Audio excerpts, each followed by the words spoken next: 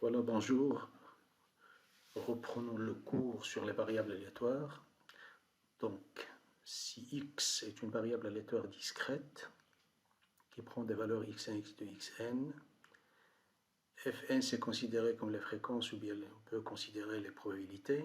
Donc, par définition, si l'espérance de la valeur absolue de x est une quantité finie, alors l'espérance de x est égale à sigma fois x de oméga, c'est-à-dire les valeurs qui sont prises par la variable aléatoire multipliées par la probabilité correspondante. Si jamais d'une façon générale, simplement ça sous la forme de P de x égale petit xi, c'est-à-dire c'est la probabilité que grand X prend les valeurs xi. Maintenant, ça c'est pour tout simplement preuve. Pour démontrer ça, c'est très simple, il suffit de remplacer tout simplement les xi par les valeurs qui sont prises, et P de oméga, c'est la probabilité que x prend la valeur xi. Donc ça, c'est le cas discret. Maintenant, si on travaille dans un espace L1, l'espace L1, c'est l'espace vectoriel des variables aléatoires telles que l'espérance de la valeur absolue x est finie. Alors, vous avez quelques propriétés. Si a et b sont deux constantes, x et y sont deux variables aléatoires, alors l'espérance de ax plus by est égale à a multiplié par l'espérance de x plus b fois l'espérance de y. Si x est une variable aléatoire qui est égale à petit a, c'est-à-dire que x est une variable aléatoire constante, alors l'espérance de x c'est la constante elle-même. La valeur absolue de l'espérance de x est inférieure ou égale à l'espérance de la valeur absolue de x.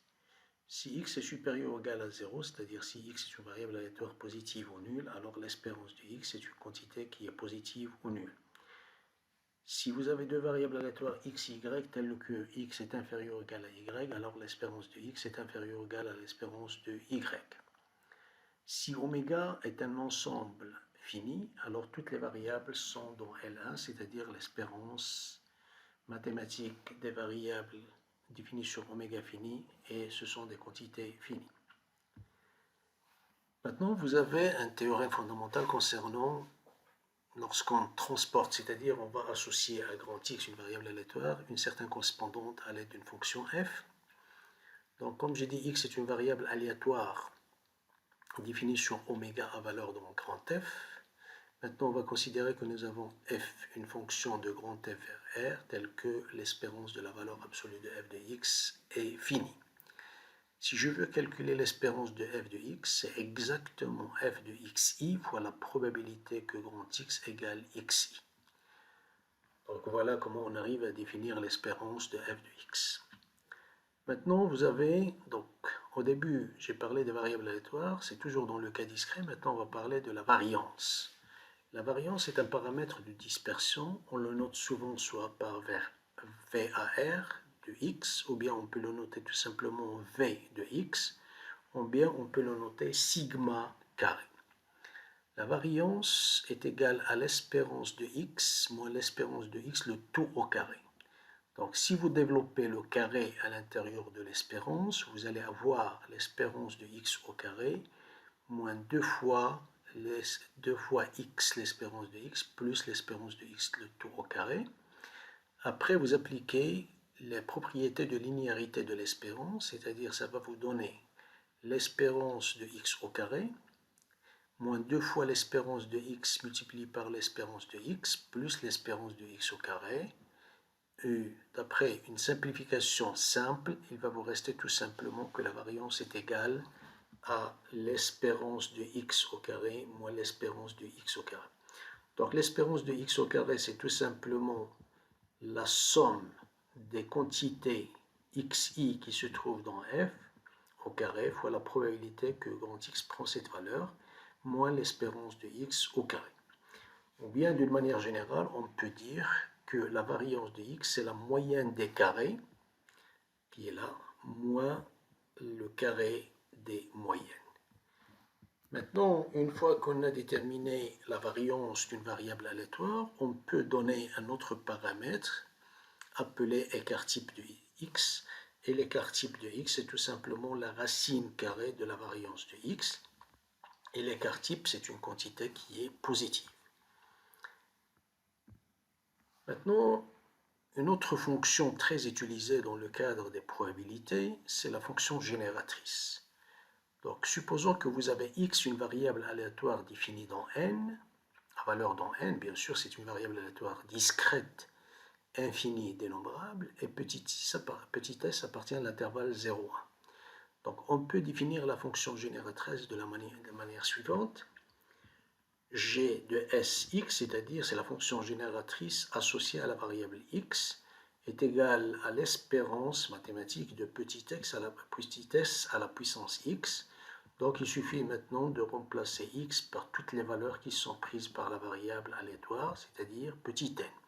Ça me donne tout simplement s à la puissance n, la probabilité que cette variable aléatoire prend cette valeur n, c'est-à-dire on fait la sommation sur petit n. Ou Pn, c'est la probabilité que x.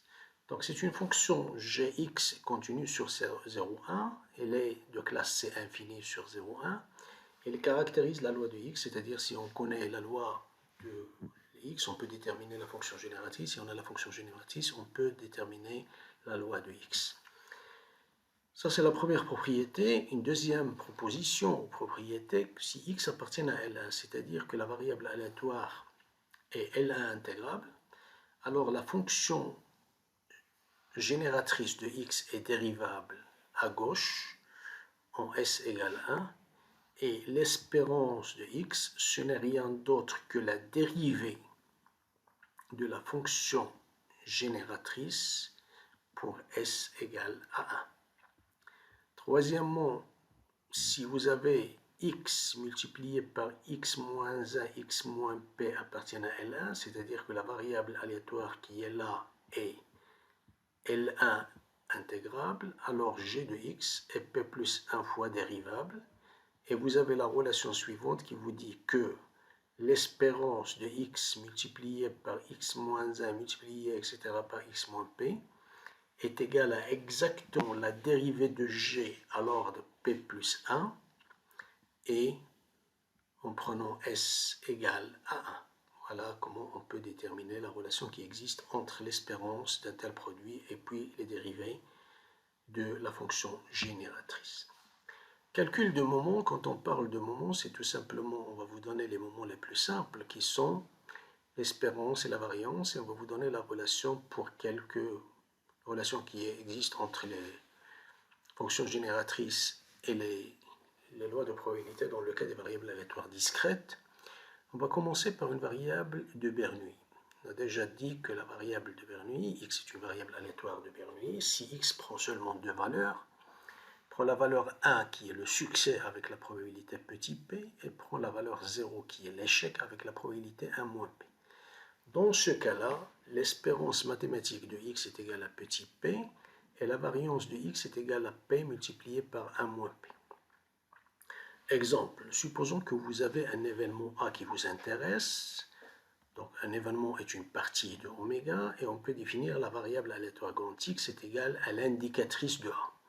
Donc l'indicatrice de A, c'est tout simplement la fonction qui prend 1 si le oméga, le petit oméga, se trouve dans grand A, et est égal à 0 si le petit oméga se trouve à l'extérieur de A.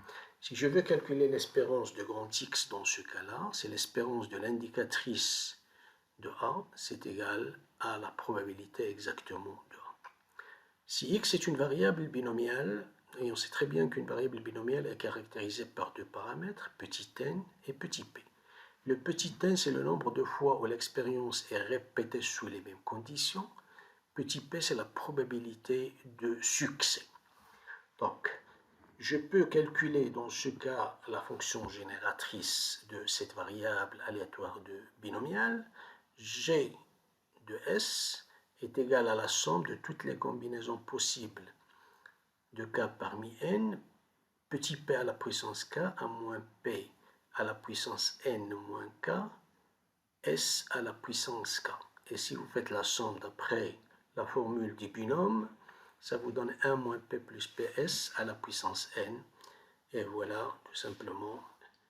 Et l'espérance, comme on a déjà vu, ou bien j'ai déjà dit que l'espérance de x, c'est la dérivée d'ordre 1 de la fonction génératrice en prenant s égale à 1. Donc si je dérive cette fonction génératrice qui est là par rapport à s, et je remplace s par rapport à 1, ça me donne tout simplement n fois p. Et si je veux la variance, donc je peux utiliser tout simplement la formule qui est là en s'arrêtant tout simplement, en prenant tout simplement x moins 1. Donc l'espérance de x fois x moins 1, ça va être égal à la dérivée seconde de g pour petit s est égal à 1. Et ça va me donner tout simplement la relation de la variance. Donc d'une manière très simple, on peut dire, si grand X est une variable aléatoire qui suit la loi de binomial de paramètre np, l'espérance de cette variable aléatoire binomiale c'est np, et la variance c'est n fois p fois 1 moins p. Maintenant, je prends un autre exemple, c'est la variable aléatoire qui suit la loi de Poisson, et on sait très bien que la loi de Poisson est caractérisée par un paramètre θ qui est strictement positif, et en plus de ça, la variable aléatoire de Poisson est une variable discrète infinie dénombrable, c'est-à-dire elle prend ses valeurs sur n, de 0 jusqu'à l'infini. Si je veux calculer la fonction génératrice, donc il suffit tout simplement, c'est s à la puissance k, et je remplace tout simplement le p, la probabilité que grand X est égal à petit k, par son expression qui est là, et ça me donne exactement l'espérance de θ facteur de s-1. Si je veux calculer maintenant l'espérance mathématique de x, il suffit de dériver cette fonction déjà trouvée, la fonction génératrice par rapport à s, et de remplacer s par 1, et ça va vous donner θ. Si je veux calculer tout simplement, donc si je calcule l'espérance de x facteur de x moins 1, ça me donne la dérivée seconde de la fonction génératrice, et je remplace s par 1, ça me donne θ carré, et à partir de là, je peux déduire tout simplement la variance. On peut mettre d'une manière très simple que la variance, ou bien pour le cas d'une variable de Poisson de paramètre θ, l'espérance mathématique ou l'espérance tout court c'est θ, et la variance c'est exactement θ. Voilà, donc ça c'est le paramètre qui caractérise la loi de Poisson. Maintenant, on revient tout simplement sur des propriétés concernant les variables aléatoires, et on peut parler de l'indépendance entre variables aléatoires. Donc si je considère que x et y sont deux variables aléatoires discrètes, c'est-à-dire x prend un nombre fini de valeurs et y prend un nombre fini ou dénombrable de valeurs, fini ou dénombrable pour les deux, alors si je prends la variable aléatoire z formée par le couple xy, donc c'est une variable aléatoire telle que z de oméga, c'est l'espace des valeurs de x, qui est f, fois l'espace des valeurs de y, qui est j. Les variables aléatoires x, grand X et grand Y sont indépendantes si vous prenez n'importe quel événement de f, n'importe quel événement de g, la probabilité que x appartienne à A, y appartienne à B, c'est égal à la probabilité que x appartienne à A fois la probabilité que x appartienne à B. Quelle est la signification de x appartient à A? X appartient à A, c'est-à-dire c'est l'ensemble des résultats tels que x de oméga vous donne un nombre ou une valeur numérique qui se trouve dans A. Y appartenant à B, ça veut dire c'est l'ensemble des résultats de l'expérience pour lesquels Y de ce résultat se trouve dans B. Voilà la signification de grand X appartient à A, Y appartient à B. Donc d'une manière générale, si je travaille dans le cas discret, on peut simplifier la définition qui est là par une définition beaucoup plus simple, c'est la raison pour laquelle on prend l'équivalence. Si je prends deux indices quelconques, quel que soit ij, la probabilité que x, grand X, la variable aléatoire, prend la valeur xi et la variable aléatoire y prend la valeur yj, c'est la même chose que la probabilité que la variable aléatoire grand X prend la valeur xi multipliée par la probabilité. Donc le et qui est là, à l'intérieur de ici, c'est une sorte d'intersection parce que vous avez grand X égale xi et y égale yj, donc c'est-à-dire vous avez l'intersection entre deux événements. On peut dire que la probabilité de l'intersection, c'est le produit des probabilités dans le cas des variables aléatoires indépendantes. Maintenant, proposition, si x et y sont indépendantes et l'espérance de valeur absolue de f de x finie et l'espérance de la valeur absolue de g de y est finie, alors si je prends la variable aléatoire telle que f de x fois g de y, alors l'espérance de f de x gy est égale à l'espérance de f de x fois l'espérance de g de y. Donc ça, c'est dans le cas où les variables aléatoires x, y sont indépendantes. Donc vous voyez que l'espérance du produit, c'est égal au produit des espérances. Si j'utilise la fonction génératrice associée à la somme de x plus y dans le cas de l'indépendance, alors la fonction génératrice de la somme est égale au produit des fonctions génératrices des deux variables aléatoires. Donc ça, c'est très simple parce que normalement, pour démontrer ça, vous avez la somme, c'est-à-dire l'espérance de S, et puisque vous avez ici une transformation par f et par g, c'est la même, alors c'est l'espérance de f de grand X fois l'espérance de g de y qui est égale à ça. Voilà comment on peut rapidement avoir une propriété sur la fonction génératrice de la somme dans le cas où les variables aléatoires x, y sont indépendantes. Maintenant, la loi de Poisson, ou bien ce qu'on appelle la loi des événements rares, stabilité par indépendance. C'est-à-dire, si vous prenez deux variables aléatoires x, y qui sont indépendantes et que x, grand X suit loi de Poisson de paramètre lambda et y suit loi de Poisson de paramètre mu. Alors, si je prends x plus y et je calcule la fonction génératrice, puisque les deux variables aléatoires sont indépendantes, donc c'est le produit des fonctions génératrices, et c'est l'espérance, bien sûr, donc là, de S-1 pour l'espérance, après ça va nous donner ça. C'est-à-dire, tout simplement, on peut déduire que la loi de probabilité x plus y est une loi de Poisson de paramètre lambda plus mu.